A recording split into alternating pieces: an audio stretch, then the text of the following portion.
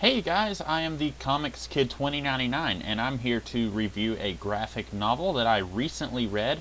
And by recently, I mean about 5 minutes ago I finished reading it. I am here to talk about Batman Unseen, written by Doug Monk, I'm not exactly sure how to pronounce his name, and drawn by Kelly Jones. You've probably seen Kelly Jones's artwork if you are a pretty decent fan of Batman. He drew a lot of the Nightfall stuff, especially the covers around that time. The big famous cover where Bane is breaking Batman's back, that was done by Kelly Jones. This story basically involves a mad scientist who we find out later in the story, he was fired from Wayne Tech for doing basically crazy experiments. He's trying to perfect invisibility, and we find out this dude is insane, and he was fired because of that. And Black Mask has his men hire this guy to finish his research and perfect his invisibility serum. And the guy, he finishes it, he puts it in himself, and pretty quickly he goes completely 100% insane. He was already pretty insane in the first place, but he gets worse. He turns on Black Mask and his crew, and the whole story is basically Batman and the police trying to solve this, what they call Meat Man case, because when he first goes out and kills somebody, all they can see, the witnesses, all they can see is the organs inside his body. They cannot see his skin, so they call him a Meat Man. And that's basically it. While all this is going on, Batman is dealing with the fact that thugs on the street do not fear him anymore. He's losing the fear, and so he needs to try and find a way to get that back.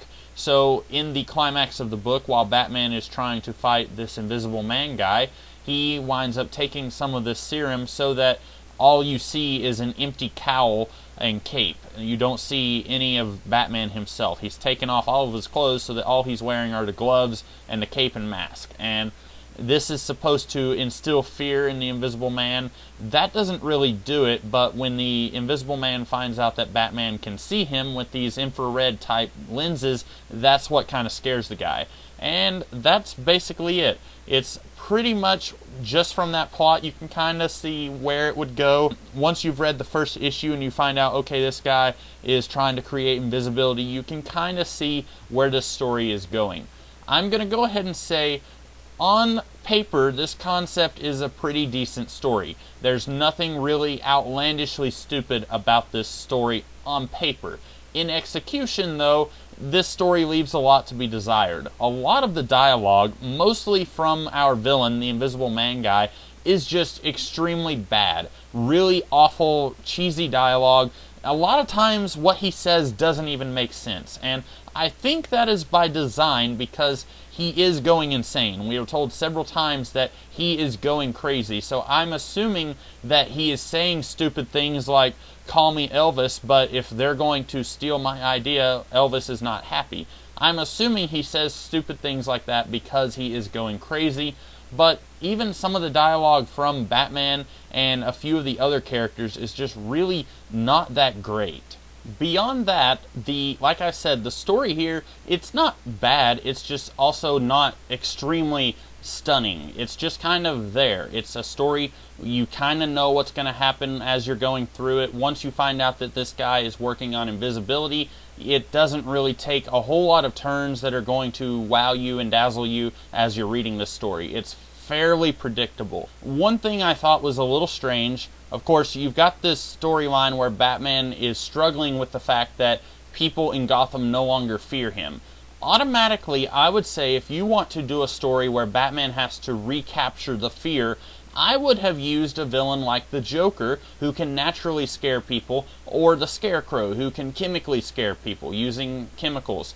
I would have used one of those villains for a story where Batman is struggling with trying to scare people once again. This guy, this Invisible Man, I get that he's not meant to be an addition to Batman's rogues gallery, but he's ultimately pretty forgettable. In fact, a lot of this story is taking the very basics of the Invisible Man novel by H.G. Wells and throwing Batman into the mix. You don't have the love life of the Invisible Man from that novel, but you've got the same idea where he's kind of sort of a normal guy, and then he becomes invisible, and then he becomes crazy. Now, the big difference here is that the Invisible Man in the novel was not as crazy as this guy in this story. But still, it really feels like we're just taking Batman and throwing him into a story we've already seen before. I would have much rather seen this story where Batman has to struggle with capturing that intimidation factor once again and paralleling that with someone like the Scarecrow or the Joker. Someone who actually uses fear as part of their MO much more. Before I finish off this review, I want to talk about Kelly Jones's artwork. Kelly Jones is really known for his work on Batman. Like I said, he did a lot of the stuff with Nightfall in the 90s. I think Kelly Jones is a pretty decent artist when he is doing stuff like covers. Looking at this image that I have for this video, he does really awesome on covers. It's when he does interior artwork that I start to lose interest in his art. He's not very good with anatomy. Sometimes characters are drawn really weird where they do not even look kind of anatomically possible at all. And sometimes he'll do the cape where it's wrapped around something, and I'm just sitting there looking at a picture of Batman where the cape almost looks like Spawn's cape, and I'm wondering, how did the cape get wrapped around this pole over here? And just weird stuff like that. I like Kelly Jones's atmospheric take on Batman. I think some artists, they take away a lot of that horror vibe and they make Batman into too much of a normal dude. I think artists who tackle Batman much more as a supernatural type force, even if he doesn't have supernatural powers, if they tackle him more as a thing to be feared rather than a person in a costume, I think that's kind of the way to go. The problem is, Kelly Jones, at least on interiors, I just don't find his art to be all that great. I think he's much better suited for covers, and I would say if you're looking at the art here, you're probably not going to be too pleased with it unless you are a fan of Kelly Jones. Art is, after all, subjective. Some people are going to look at this and they are going to love it. Some people are going to hate it. I'm not really one or the other. I'm leaning more towards the I don't like it, but I don't absolutely hate it. Overall, this book was not flat out disappointing. When I first started reading it, I really was not enjoying it. It got slightly better, but it didn't really wow me at any single point in this book. I would say if you want to read something from Doug Moench and Kelly Jones, I would say read Batman Haunted Knight. That was by both of these gentlemen. It was an Elseworld, and while it also had some of the same problems that this has, it was far more enjoyable in my mind than this was. So that's about all I have here, guys. I hope you guys enjoyed this story if you've read it. I hope you enjoyed this review and found it helpful. If you did, be sure to like, share, comment, and subscribe. And I will be back tomorrow with another kind of video. Until then, have a great day.